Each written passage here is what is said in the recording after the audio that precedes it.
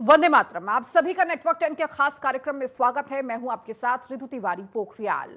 अब लोकसभा चुनाव की चौथे चरण का चुनाव है। 13 मई को देश की 10 राज्यों में 94 सीटों पर मतदान होना है। इन चरण में एक साथ आंध्र प्रदेश और तेलंगाना की सभी सीटों पर मतदान होगा। देश की ओर छोर में सियासी दलों का घमासान भी मचा हुआ है। तीसरे चरण के साथ ही देश की आधी से ज्यादा लोकसभा सीटों पर मतदान हो चुका है। चुनाव में आरक्षण का मुद्दा गरमाया हुआ है। पीएम मोदी ने आज महाराष्ट्र के नंदुरबार में हुंकार भरी। उन्होंने कहा कि आपके पास मोदी की गारंटी है। वहीं कांग्रेस नेता राहुल गांधी ने कन्नौज में कहा कि बीजेपी की नियत आरक्षण खत्म करने की है। तो सियासत खूब गरमाई हुई है और आज इसी पर हम चर्चा करेंगे। चूंकि आज चौथे चरण का चुनाव प्रचार भी खत्म हो जाएगा और 13 मई को मतदान का दिन होगा, जब तमाम राज्यों में तमाम सीटों पर मतदान किए जाएंगे। लेकिन इसके लिए तमाम जो पार्टियों के बड़े दिग्गज हैं वो अपनी ताकत झोंकने में लगे हुए हैं, लगातार चुनाव प्रचार कर रहे हैं और ये सियासत इतनी गर्मा चुकी है कि एक दूसरे पर आरोप प्रत्यारोप भी चल रहे हैं, तीखे वार पलटवार भी चल रहे हैं। आरक्षण से लेकर लोकतंत्र खत्म होने तक के मुद्दों पर जिक्र किया जा रहा है। हालांकि इन मुद्दों पर जनता का कितना असर होता है ये तो आने वाले नतीजों से साफ होगा कि भरोसा किन मुद्दों पर जनता करती हुई नजर आ रही है। तो हमारे साथ खास मेहमान भी जुड़ चुके हैं। खेमचंद शर्मा बीजेपी प्रवक्ता हमारे साथ जुड़ चुके हैं। चंद्रमोहन शर्मा जो कि कांग्रेस का पक्ष रखेंगे वो हमारे साथ जुड़ चुके हैं। आलोक पांडे राजनीतिक विश्लेषक हमारे साथ जुड़ चुके हैं। आप तीनों का बहुत स्वागत है। शुरुआत आलोक पांडे जी आपके साथ करूंगी क्योंकि चौथे चरण की अब सियासत गर्मा चुकी है। आज चौथे चरण के लिए चुनाव प्रचार भी खत्म हो जाएंगे, लेकिन पूरे देश में इस वक्त चौथे चरण के लिए सियासी जंग देखने को मिल रही है। बिल्कुल, और चौथा चरण बहुत इंपॉर्टेंट है, खासकर भारतीय जनता पार्टी के लिए, क्योंकि चौथे चरण में मैं भी हूँ मतदान देने के लिए। कानपुर, उन्नाव, कन्नौज का जो अपना ये एरिया है, यहाँ पर कानपुर देहात, तो इस सारी जगहों पर चुनाव की बेला और धूल तब उड़ेगी और देखते हैं कौन आगे आता है। लेकिन मेरा मानना है कि ये जो चुनाव है अरविंद केजरीवाल के आने के बाद और दिलचस्प मोड़ लेगा। अरविंद केजरीवाल क्योंकि अब आए हैं जेल से बाहर निकल करके, तो देखते हैं राजनीति में वो क्या अपनी पकड़ बनाते हैं। लेकिन मैं मानता हूं कि भारतीय जनता पार्टी इस चरण में, देखिए, जो भारतीय जनता पार्टी के लिए जो चुनाव आगे बढ़ रहा है उसके लिए थोड़ी सी चीजें आसान है। पहला दूसरा जो फेज है भारतीय जनता पार्टी के लिए वो कठिन फेज था, लेकिन मैं मानता हूं कि चौथे फेज से भारतीय जनता पार्टी को कम से कम उत्तर प्रदेश जैसे राज्यों पर और उसका एक अपना मजबूत, कानपुर है, उन्नाव है, ये बीजेपी की 14 सीटों में से शायद, मुझे अगर गलत जानकारी नहीं तो 12 प्रत्याशी भारतीय जनता पार्टी ने रिपीट किए। यहाँ से भारतीय जनता पार्टी का आपको आत्मविश्वास दिखाई देगा कि वो अपनी इन सीटों पर बहुत ज्यादा कॉन्फिडेंट है और वो विजय प्राप्त करने के लिए उसमें कोई डाउट नहीं है। लेकिन अगर हम कन्नौज की एक सीट की बात और कर लेते हैं, कन्नौज में अखिलेश यादव के आने के बाद, हालांकि बहुत सारे विशेषज्ञ कह रहे हैं कि अखिलेश यादव के लिए बहुत टफ फाइट है और अखिलेश यादव चुनाव हार सकते हैं, लेकिन पता नहीं क्यों मुझे ऐसा लगता है कि अखिलेश यादव अंततोगत्वा हो सकता है सीट निकाल दें, क्योंकि 2019 में सपा बसपा की गठबंधन के बाद बड़ी मुश्किल से 22 से 25,000 सीटों से वोटों से शायद वो जीती थी उनके परिवार के लोग। 14 में शायद जीते थे। 2019 में डिंपल यादव को हार का सामना करना पड़ा था, 12,000 वोटों से वो हारी थी। तो इतना आसान अखिलेश के लिए नहीं रहेगा, लेकिन मुझे ऐसा लगता है कि अखिलेश भाई वहां से सीट निकाल सकते हैं। बाकी सीटों पर भारतीय जनता पार्टी बेहतर प्रदर्शन करेगी। ठीक है, खेमचंद जी आपके पास आऊंगी। चूंकि जिस तरह से चौथे चरण की तैयारी इस वक्त बीजेपी कर रही है, तमाम चुनाव प्रचार करते हुए देखा जा रहा है, इस तरह से चौथा चरण बेहद महत्वपूर्ण हो जाता है। कई बड़े चेहरे हैं जिन पर दांव लगे हुए हैं पूरे देश के अलग अलग राज्यों में। नमस्कार, जय श्री राम। देखिए, भारतीय जनता पार्टी जब चौथे चरण में जा रही है तो भारतीय जनता पार्टी बहुत ज्यादा स्ट्रांग है, सामने कोई टक्कर में नहीं। अभी अब केजरीवाल जी की बात करेंगे तो केजरीवाल जी ने कौन सी जमानत स्वीकार की है? जो जमानत एक अपराधी को मिलती है, जो जमानत एक कन्विक्ट को मिलती है, वो जमानत, कंडीशनल जमानत केजरीवाल जी ने स्वीकार की है। पहले तो वो कहते थे कि नहीं, मैं जमानत के लिए जाऊंगा ही नहीं, मैं जमानत स्वीकार ही नहीं करूंगा, मैं तो कोर्ट में सिद्ध करूंगा कि जो मेरी गिरफ्तारी हुई है वो गलत हुई है। मैं सही था, लेकिन मेरे को गलत तरीके से गिरफ्तार किया गया। सभी कोर्ट ने कहा नहीं, आपकी जो गिरफ्तारी हुई लीगली हुई, सही तरीके से हुई। अब जब उनके पास कोई रास्ता नहीं बचा हुआ तो उन्होंने अपराधियों वाली जमानत स्वीकार की है, कंडीशनल जमानत है। वो बिना किसी पावर के उनको सीएम बना के रखेगी, ना वो ऑफिस जा सकते हैं, ना फाइल साइन कर सकते हैं, और इवन वो फाइल भी नहीं देख सकते। और 2 तारीख को जाके फिर उनको जेल में जाना है। तो ये तो उनको एक्सपोज कर दिया। अब जनता के सामने जवाब देना पड़ेगा। जब आप कोई काम नहीं कर सकते तो क्यों अपने पर्सनल फायदे के लिए, क्यों आप जो शीश महल का जो आपको लालच है उसकी वजह से दिल्ली वालों को अपंग बनाए हुए हैं, दिल्ली के काम को रोके हुए हैं, दिल्ली के काम को अवरोध किए हुए हैं। क्यों नहीं आप दूसरे को सीएम बना देते? कम से कम आप हेमंत सोरेन जी से सीख लो।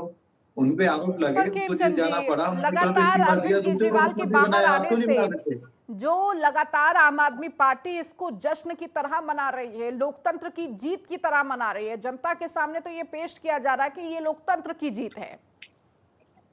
देखिए, कोर्ट ने साफ साफ बोला है कि जो अंतरिम जमानत दी गई है, ये किसी भी तरीके का जो कोर्ट केस चल रहा है उसका एक्सप्रेशन नहीं है। मतलब ना तो ये सिद्ध करता है कि वो सही है, वो गिल्टी नहीं है, और ना ही वो गिल्टी, जब वो गिल्टी नहीं है मतलब उन्होंने कंडीशनल बेल दी है। और ये समझने की जरूरत है, और आज लोग देख रहे हैं, समझ रहे हैं, जो अपराधियों को बेल मिलती है कि कोई घर में कोई क्राइसिस हो गया, कोई ऊंची नीच हो गई, या कोई शादी ब्याह है, तो एक कंडीशनल एक पेरोल मिलता है, 15 दिन का, 20 दिन का, 25 दिन का, वो इनको मिला है। ठीक। तो अपने आप में एक एक्सक्लूसिव जो क्लब होता है, जेल रिटर्न जिसको बोलते हैं, प्रिजन रिटर्न जिसको बोलते हैं, तो केजरीवाल जी ने भी एक्सक्लूसिव जो जेल रिटर्न क्लब है, प्रिजन रिटर्न क्लब है, उसमें अपनी एंट्री दर्ज करा ली है। पहली बार ऐसा हुआ है मुख्यमंत्री जेल में इस्तीफा नहीं देता, पहली बार ऐसा हुआ है एक मुख्यमंत्री पार्टी का अध्यक्ष अपराधियों वाली जमानत को स्वीकार करता है। इससे ज्यादा और नीचा नहीं हो सकती। अभी भी वो सीएम बने रहे, जनता उनको स्वीकार नहीं करेगी। ठीक है, चंद्रमोहन जी आपके पास आऊंगी, क्योंकि अब तो इंडी गठबंधन में एक और व्यक्ति शामिल हो गया जिसका जिक्र हम कर रहे हैं, अरविंद केजरीवाल, जो अब जेल के बाद बाहर निकलकर लगातार चुनाव प्रचार में आपके साथ नजर आने वाले हैं। तो क्या इंडी गठबंधन को इससे मजबूती मिलती हुई चौथे चरण में नजर आने वाली है? तो जी पहले तो गठबंधन ने इंडिया, झूठे लोग अगर बोले वो तो चल सकता है, लेकिन पत्रकार को इंडी गठबंधन नहीं कहा जाना चाहिए, क्योंकि आई इंडिया होता है, इंडी नहीं होता है। अब उसी में अलायंस भी होता है, आई थिंक, मुझे लगता है चंद्रमोहन जी। और अलायंस, अगर मैं इंडी अलायंस बोलूं तो भी वही होगा, और इंडिया बोलूं तो भी चलेगा। तो इस पे कोई मैटर करने वाली बात नहीं है। नहीं, मैंने तो अपनी बात बोली है, आप उस पे उस तरह मत जाइए, क्योंकि बेसिक जो है मैंने उस पे बोला है, वो आप अपनी जो बोलना चाह रहे हैं बोलिए, उससे मैंने आप पे ऑब्जेक्शन नहीं किया। अब देखिए विषय क्या है, देश के अंदर मुद्दों की बात हो रही है, और मुद्दों की बात से कौन भग रहा है? भारतीय जनता पार्टी। क्यों भारतीय जनता पार्टी बिना मुद्दों की बात कर रही है? क्यों देश की करप्शन के ऊपर करप्शन हो रहा है उस पर बात नहीं कर रही? जो भारतीय जनता पार्टी के रहते हुए जो परिवारवाद बढ़ा उस पर बात क्यों नहीं कर रही? भारतीय जनता पार्टी के रहते हुए 10 साल के अंदर जो बेरोजगारी बढ़ी उस पर बात क्यों नहीं कर रही? भारतीय जनता पार्टी के रहते हुए जो देश के अंदर महंगाई बढ़ी उस पर बात क्यों नहीं कर रही? जिस डॉलर के बढ़ने से रुपया गिरता है और देश की साख गिरती है, सुना था मैंने कोई एक नेता थे, बड़ी चिल्ला के बोलते थे दिल्ली सुनती नहीं है। क्या वो तो अब दिल्ली में बैठे हैं? क्या सुनना बंद हो गया उन्हें? मुद्दा बात करनी चाहिए। और संविधान के अंदर किसी को जब तक मुजरिम ना साबित हो जाए तब तक मुजरिम भी कहना वो न्याय उचित नहीं होता है। और खेमचंद जी जो बातें कर रहे हैं, अगर 10 साल में काम करा होता तो जो 56 इंच की छाती है, तो 56 इंच की छाती के प्रवक्ता काम गिनवाते, लेकिन उनको 10 साल में या तो नेहरू जी याद आए या राहुल जी याद आए। और राहुल जी भी ऐसे हो गए कि राहुल जी आज जननायक बनकर ऐसे ऐसे मुद्दों की बात छेड़ रहे हैं जिससे पूरी भाजपा कतरा रही है और भाग रही है। एक घबराहट, एक डर भाजपा के अंदर दिख रहा है। अब जो चौथा फेज है बहुत इंपॉर्टेंट है, और इन चौथे फेज में रितु जी, जहां 2014 के अंदर करप्शन परिवारवाद हावी था, 19 के इन्होंने पुलवामा को लाए, आज 24 में भारतीय जनता पार्टी के पास कुछ भी नहीं है, क्योंकि भगवान राम अकेले इनके नहीं है, सबके 145 करोड़ जनमानस के हैं। जो भगवान मानते हैं उनके भी हैं, और जो भगवान को नहीं मानते उनके भी हैं। वो उनका मतलब है, कहीं वो अल्लाह है, कोई ईश्वर है, कहीं नानक है, कहीं जीसस है। बात हो रहा है कि देखने वाला किस तरफ देखे, वो उसकी प्रवृत्ति है, वो कैसे देखेगा। क्योंकि बापू जी मंदिर बुरा मत बोलो, बुरा मत सुनो, बुरा मत कहो, और लेकिन भाजपा के 3 मंदिर बुराई बोलो, बुराई सुनो और अपने फायदे की कहो। तो भाजपा के मंदिरों की कुछ नहीं कही जा सकती। वो तो 10 सालों के अंदर वही कहेंगे जो 10 सालों में उन्हें पढ़ाया गया, और बापूजी के बंदर वो कहेंगे जो समाज की त्रुटियां थी उनके प्रति। ये फर्क हो गया आज। मतलब जो बापूजी के 3 बंदर थे और भाजपा के 3 बंदर, ये आज तक समझ नहीं आ रहा देश को। अब देश कह रहा है कि आपने हमसे कहा था कि सरकार काम ना करे तो निकम्मी है, तो अब कोई और बनता है तो अंधभक्त कहता है कि ऐसा क्यों कहते हो। देश की जनता ये पूछेगी, आप कहते थे कि महंगाई बढ़े तो वो सरकार निकम्मी है, अगर हम कहते हैं तो चंद्रमोहन जी, जब इतने सारे मुद्दे थे, आप भ्रष्टाचार का मुद्दा उठा रहे हो, आपको भी याद होगा कि कांग्रेस की सरकार जाने के पीछे सबसे बड़ा मुद्दा भ्रष्टाचार था, जो बीजेपी ने बढ़ चढ़कर उठाया और उसके बाद ही ये सत्ता परिवर्तन हुआ। जब आपके पास भ्रष्टाचार का मुद्दा है, बेरोजगारी का मुद्दा है, महंगाई का मुद्दा है, उसके बाद लोकतंत्र खत्म हो रहा है, आरक्षण खत्म किया जा रहा है, इन मुद्दों पर जाने की जरूरत क्यों पड़ी? कौन कह रहा है लोकतंत्र खत्म हो जाएगा? यही तो इन्हीं के नेता तो कह रहे हैं चिल्ला चिल्ला कि अगर हम 400 मिले तो हम शुरुआत तो कांग्रेस ने की ना, लोकतंत्र खत्म हो रहा है, आरक्षण खत्म हो रहा है, शुरुआत तो आपने की ना। देखिए, लोकतंत्र खत्म कर देंगे किसने कहा? भाजपा के नेता ने। और लोकतंत्र खत्म नहीं हो सकता किसने कहा? भाजपा के शीर्ष नेता नरेंद्र मोदी जी ने। राहुल गांधी जी ने बोला कि अडानी अंबानी की पार्टी, अडानी अंबानी के काम करती है। राहुल गांधी जी लगातार बोलते रहे, और अब नरेंद्र मोदी जी कह रहे हैं कि अडानी अंबानी का पैसा कांग्रेस के पास आ रहा है। तो इसका मतलब जो राहुल जी कह रहे थे वो सत्य था, और इस पे मोहर किसने लगाई? देश के प्रधानमंत्री ने। तो जो सच विपक्ष ने बोला उसको तो देश के प्रधानमंत्री ने माना। अब विषय क्या है कि संविधान को कौन हटाना चाहता है? ये कोई विपक्ष के नेता ने थोड़ा कहा है। विपक्ष के नेता तो संविधान को बचाना चाहते हैं। तो संविधान कहाँ खत्म हो रहा है चंद्रमोहन जी? संविधान कहाँ खत्म हो रहा है? ले लीजिए, पीएमओ में बैठे हुए हैं उनको ले लीजिए, एक और लेडी सांसद है उनको ले लीजिए कि 400 से पार आएंगे तो हम संविधान बदल देंगे। अरे किसने? और देश के प्रधानमंत्री संविधान बदलना और संविधान में तो परिवर्तन होते रहते हैं, उस बात को किस तरह पेश करना है वो मैटर करता है ना। आप संविधान वो बदलने की बात कर रहे हैं, संविधान में तो परिवर्तन होते रहते हैं। आपकी सरकार में 4 से 5 बार संविधान में बदलाव हुए हैं। किसी की मजाल नहीं है जो बदल गया, संविधान खतरे में हो गया। इसकी आवाज को तो नरेंद्र मोदी जी ने बाद में बोला, लेकिन उन्होंने अपने सांसदों को निलंबित नहीं करा, अपने सांसदों पे कार्रवाई नहीं करी जो ऐसी अरे जब 10 सालों में संविधान नहीं बदला, संविधान में क्या बदलाव हुए? कश्मीर से 370 हटा दिए गए। क्या इससे तकलीफ है कांग्रेस को, जो संविधान से डर लग रहा है कि संविधान बदल जाएगा? कांग्रेस को कोई डर नहीं लग रहा ना, देश के वासी संविधान बदलने देंगे। संविधान कोई नरेंद्र मोदी जी की और भाजपा की वो 8 बजे आके नोटबंदी वाला गेम नहीं है। संविधान कोई नहीं बदल सकता। बाबा साहेब भी आ जाए तो भी संविधान नहीं बदल सकते हैं। तो बेफालतू का संविधान बदलने का मुद्दा संविधान में हाथ में लेके चलो और जाके नामांकन करो, इस तरह की बातें क्यों की जा रही है? जब आपके पास भ्रष्टाचार का मुद्दा है, बेरोजगारी का मुद्दा है, तमाम तरह के आपके पास मुद्दे हैं, उसके बावजूद संविधान, आरक्षण, इन सब पर बातें हो रही है। बेवजह ये चर्चा की जा रही, पता नहीं जनता के बीच ये चर्चा जा भी रही होगी, उससे कोई फर्क भी पड़ रहा होगा या नहीं, वो तो जनता ही जाने। ठीक है, इसका जवाब खेमचंद जी दीजिए, फिर उसके बाद मैं आलोक जी के पास जाऊंगी। रितु जी, भ्रष्टाचार का मुद्दा ये किस मुंह से उठाएंगे? महाभ्रष्टाचारी केजरीवाल जी अभी अंतरिम बेल पे आते हैं, वो अपराधियों की तरह अंतरिम बेल स्वीकार करते हैं। कांग्रेस भ्रष्टाचार की जननी है, किस मुंह से हमसे बात करेंगे? हमारे 10 साल में कोई भी भ्रष्टाचार का मुद्दा नहीं आया, एक हमारे मंत्री पे किसी ने उंगली नहीं उठाई, हमारी सरकार के एक काम पे किसी ने उंगली नहीं उठाई। ये किस तरीके से रोजगार पे बात करेंगे? भारतीय जनता पार्टी ने रोजगार दिया है, एंटरप्रेन्योर बनाए, लोगों को काम धंधे खड़े किए हैं, आज लोग आसान्वित हैं, युवा देख रहा है, युवा के पास एम्पल ऑफ द अपॉर्चुनिटीज हैं। जहां पे हम लोग सिर्फ और सिर्फ इम्पोर्ट किया करते थे, चाहे आप चिप मेकिंग देखिए, मोबाइल मैन्युफैक्चरिंग देखिए, वहां पे आज हम एक्सपोर्ट कर रहे हैं। आप डिफेंस में देखिए, पहले हम इंपोर्ट करते थे, आज हम एक्सपोर्ट कर रहे हैं। ये सारी चीजें दिखाती है कि आज हमारे युवाओं के पास बहुत सारी अपॉर्चुनिटी है। 1 लाख करोड़ का आदरणीय प्राइम मिनिस्टर मोदी जी ने प्रोविजन किया कि जो आने वाली टेक्नोलॉजी है, जिसमें एआई है, फ्यूचरिस्टिक रोबोटिक है, जेन एआई है, साथ ही साथ उसमें बहुत सारी और भी चीजें 5G और 6G आने वाली हैं, तो उनमें जो जॉब जनरेट होंगे, उनमें जो काम होंगे, उनके लिए जो रेडीनेस चाहिए, उनके लिए मैन्युफैक्चरिंग या जो एज डिवाइस के लिए रेडीनेस चाहिए, तो उसके लिए आदरणीय प्राइम मिनिस्टर मोदी जी ने पूरा इकोसिस्टम खड़ा करने की कोशिश की, जो इन्होंने कभी सोचा ही नहीं। हमने 7 नए आईटी बनाए, हमने 7 नए आईएम्स बनाए, हम लोगों ने 390 नई यूनिवर्सिटी बनाई, 15 हमने एम्स बनाए। इतना काम 10 साल में किया जो 35 साल में नहीं कर पाए। तो ये विकास पे भी बात नहीं कर सकते। इसीलिए इन्होंने तय किया कि हम मिस इन्फॉर्मेशन फैलाएंगे, झूठ फैलाएंगे, लोगों में अफवाह फैलाएंगे, लोगों को लड़ाने की कोशिश करेंगे, एक जाति को दूसरी जाति से लड़ाएंगे, एक धर्म को दूसरे धर्म से लड़ाएंगे। इसीलिए इन्होंने माइनॉरिटी अपीजमेंट की पॉलिटिक्स को इन्होंने प्रायोरिटी पे रखा। हर जगह अपने जो सो कॉल्ड इनका जो न्याय पत्र है उसमें लिखा माइनॉरिटी को हम उनका पर्सनल लॉ अलाउ करने देंगे, मतलब देश में शरिया लाने देंगे, और जो रीडिस्ट्रीब्यूशन ऑफ द वेल्थ करेंगे, मतलब हिंदू जिनके कम बच्चे हैं उनका पैसा लेके मुसलमान जिनके ज्यादा बच्चे हैं उनको हम डिस्ट्रीब्यूट कर देंगे।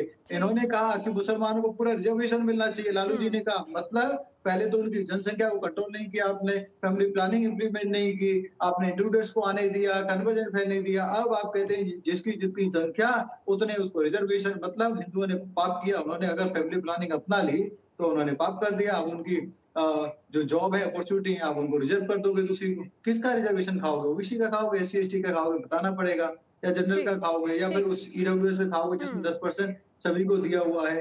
अब तो आप इससे भी काम नहीं चला तो कहते हैं पाकिस्तान से डरो, पाकिस्तान से डरो, उसके पास एटम बम है, वो एटम बम फोड़ देगा। अब वहां पे आगे विपक्ष को इंटरप्ट कर रहे थे। मेरे को जो चंद्रमोहन जी, अब बात न्याय पत्र पर भी आ गई है। अब बात न्याय पत्र को लेकर भी सवाल हमारी संस्कृति नहीं है, खेमचंद जी उठा रहे हैं, उसका जवाब दीजिए, जल्दी से जवाब दीजिए। अफ्रीकन है, अरब है, यूरोपियन है, चाइनीज है, भारत की कोई संस्कृति नहीं है। ठीक है खेमचंद जी, जवाब ले लेती हूँ मैं चंद्रमोहन जी से। ऐसे मुद्दों पे आ रहे हैं, इसलिए साफ साफ दिखाई देता है इंडी गठबंधन के पास ना नेता है, ना नीति है, और ना ही नियत है। ये तीनों चीजें ना होने की वजह से चूंकि समय की कमी है, मुझे जवाब भी लेना और आलोक जी के पास भी जाना है। जीतने जा रहे हैं और 400 पार करने जा रहे हैं। वो देश छोड़ के ना करेंगे होते। भाजपा ने अगर करप्शन पे लगाम लगाई होती तो देश के जो पैसा 16 लाख करोड़ रुपया टेक्नोलॉजी का उपयोग किया है। आज 1 रुपया बेचते हैं, 1 पूरा रुपया लोगों तक पहुंचता है। हमने टेक्नोलॉजी का उपयोग, हम लोगों ने अकाउंट खोले, आप कैश में दे दे और बीच में कमीशन खोरी करते थे, हम लोगों ने वो खत्म ही कर दिया सिस्टम, मैनुअल सिस्टम ही खत्म कर दिया। आज पीएम किसान का पूरा पैसा किसान को मिलता है। हमने टॉयलेट बनवाए, पूरा पैसा जो कंपनसेशन मिलना चाहिए वो पूरा मिल रहा है। हम लोग जो फ्री में राशन दे रहे हैं वो जा रहा है, बायोमेट्रिक से अंगूठा लगता है, किसने राशन लिया, कब लिया, किसने दिया, कहाँ दिया, ये सारा रिकॉर्ड मेंटेन हो रहा है। हम टेक्नोलॉजी का उपयोग कर रहे हैं, हम लोग आगे बढ़ रहे हैं, और आप वहीं सिर्फ और सिर्फ करप्शन करने में बिजी हैं, अपीजमेंट में बिजी हैं।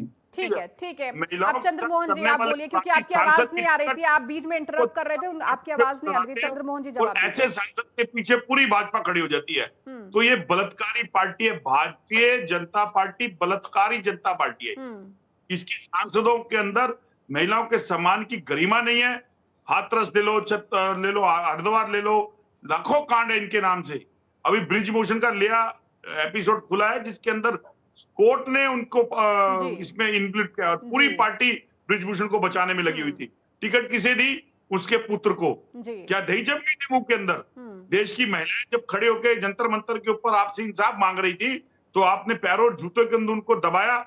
ये आपकी बेटी बचाओ और बेटी वो है। हरिद्वार की जो नकिता है वो आज तक आपसे इंसाफ मांग रही है, उसके माता पिता दिया उनको इंसाफ। ठीक है, तो इतने आपके उन्माद कांड जानते हैं हम। ठीक है खेमचंद जी आऊंगी, लेकिन उससे पहले आलोक जी भी जुड़े हुए हैं, मैं उनसे जवाब ले लूं, उसके बाद आती हूँ।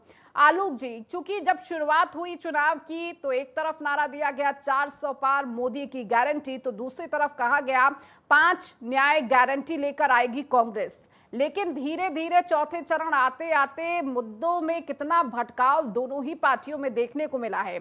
एक तरफ जहां पर आरक्षण खत्म, संविधान खत्म, लोकतंत्र खतरे में आया, तो दूसरी तरफ इस पर किस तरह काउंटर करना है वो बीजेपी लगातार करती हुई नजर आ रही है।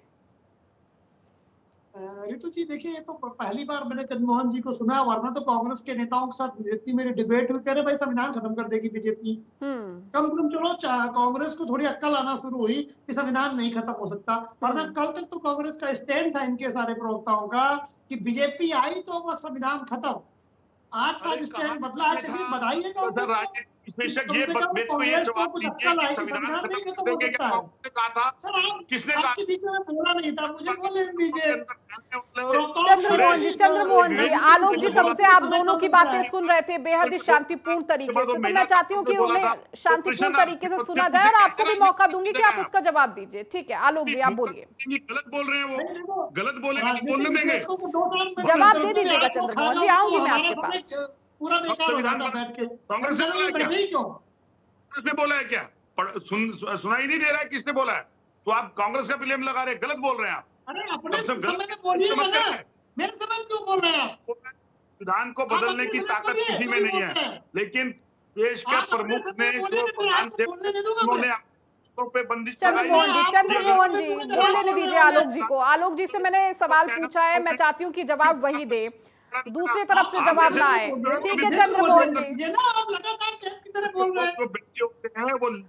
ठीक चंद्रमोहन जी मेरी आवाज आप तक पहुंच रही है। चंद्रमोहन जी मेरी आवाज आप तक पहुंच रही है। राजनीतिक मतलब ठीक है चंद्रमोहन जी की आवाज थोड़ा डाउन कर दीजिए क्योंकि उन तक मेरी आवाज नहीं पहुंच रही है। आलोक जी आप अपनी बात पूरी कीजिए। आपकी नॉलेज के लिए बोलने की आजादी पर किसने रोक लगाई थी? आप इंदिरा गांधी ने देश को बोलने से मना किया, आप मुझे टीवी बोलने से मना कर रहे हैं। यही आपका लोकतंत्र, यही आपकी डेमोक्रेसी है। आप इस तरह डेमोक्रेसी बचाएंगे? अभिव्यक्ति की आजादी का आप लोग हनन करते हैं। सबसे ज्यादा दमन आपने किया इस देश में अभिव्यक्ति आजादी को। लोगों को जेल में ढूंढा, जबरदस्ती कराई, हिंदुओं का सिविल लॉ ढूंढा। आपकी जो दुर्गति है आपका चुनाव में और ज्यादा होगी। जब आप एक पत्रकार का मुंह बंद कर देते हैं, उसे बोलने नहीं देते हैं, आप लोकतंत्र को क्या बचाएंगे? लगातार आप बात कर रहे हैं और फिर डेमोक्रेसी की आप बात करते हैं। एक व्यक्ति को आप बोलने नहीं देते हैं, लगातार बोलते हैं आप, और आप डेमोक्रेसी की बात करते हैं। बोलने देंगे तुम्हारे को। आपके ऊपर इस तरह की आत्मा आ गई है। चंद्रमोहन जी आपकी आवाज आ नहीं रही है। एक तो मैं ये साफ कह दूं कि आपकी आवाज नहीं आ रही है और लगातार चूंकि आप बोल रहे हैं तो वो आपकी एनर्जी भी वेस्ट हो रही है, आवाज यहाँ तक नहीं आ पा रही है। आलोक जी का टर्न है, मैंने उनसे सवाल किया है तो प्लीज उनको जवाब देने दीजिए। पीएमओ ने बोला, प्रधानमंत्री जी ने बोला, देश की जनता के डर से। चंद्रमोहन जी कम से कम आप डिबेट में बैठे हुए हैं, एंकर की आवाज तो सुनिए। कह रही हूँ कि आलोक जी का टर्न है, उनको बोलने दीजिए, उनसे सवाल किया। जब आपको मैं बोलूंगी तो आप जवाब दे दीजिएगा। अगर आपको किसी बात से आपत्ति है तो आपको वो समय दूंगी मैं बोलने के लिए। आलोक जी सब कुछ कांग्रेस के लिए बोलेंगे, मैं पूछना चाह रहा हूं। प्लीज चंद्रमोहन जी की आवाज डाउन कीजिए, उनको सुनाई नहीं दे रही मेरी आवाज। आलोक जी बात पूरी करिए आप जी। और देखिए नीतू जी, मेरा इतना मानना है कि भारतीय जनता पार्टी का जिस तरह से ऑर्गेनाइज्ड वो काम कर रही है, इनके देखिए कौन व्यक्ति क्या कहता है, व्यक्ति के कहने से उसका वजन होता है। ये करप्शन चिल्ला रहे हैं, पूरा इंडिया अलायंस करप्शन चिल्ला रहा है, वो पूरे के पूरे लोग या तो जेल में हैं या जेल जाने की तैयारी। आज अरविंद केजरीवाल ने सबके नाम गिना दिए, ये सारे लोग जेल जाएंगे। बोले भैया हम तो हैं, तुम भी आओ पीछे पीछे, इंडिया अलायंस जेल में बनाएंगे।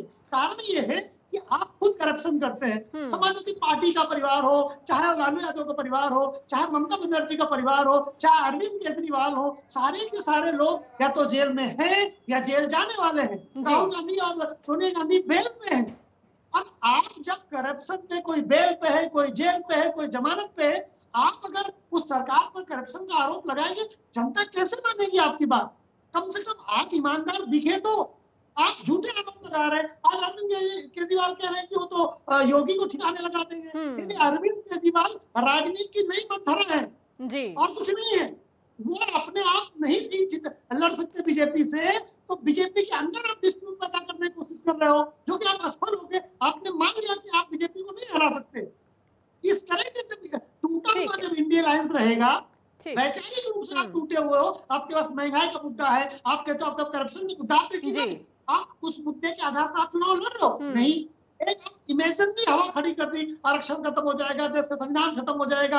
अब आपको लगा कि इसमें तो फंसेगी नहीं, तो कांग्रेस ने आज से स्टैंड बदल लिया कि नहीं आरक्षण संविधान तो नहीं खत्म होगा। ठीक है, कभी कोई संविधान संभव ही नहीं खत्म होना, क्योंकि संविधान को एक्सप्लेन करने का अधिकार सर्वोच्च न्यायालय के पास है। तो अनकॉन्स्टिट्यूशनल कोई चीज अगर अमेंड होगी तो संविधान उसे नल एंड वाइड कर सकता है। इसलिए चंद्रमोहन जी माफ कीजिएगा, समय की कमी है। ठीक है आलोक जी, आप तीनों का बहुत शुक्रिया। चूंकि समय की कमी है, इस चर्चा को यहीं पर रोकना पड़ेगा। चौथे चरण तक सियासत में खूब उबाल आया है, एक दूसरे को अपनी पिच पर खिलाने की कोशिश भी हो रही है। इस बार कई हॉट सीटें हैं जिन पर नजर रहेगी। स्टार प्रचारक जमकर मेहनत भी कर रहे हैं, शब्द बाण भी चल रहे हैं, नए नारे भी गढ़े जा रहे हैं। ये चरण इस मायने में भी महत्व रखता है कि 2 राज्यों के चुनाव के साथ दक्षिण भारत के राज्यों के चुनाव भी पूरे हो जाएंगे। इस चर्चा को यही विराम देती हूं। नेटवर्क 10 पर खबरों का सिलसिला लगातार जारी है। जय हिंद।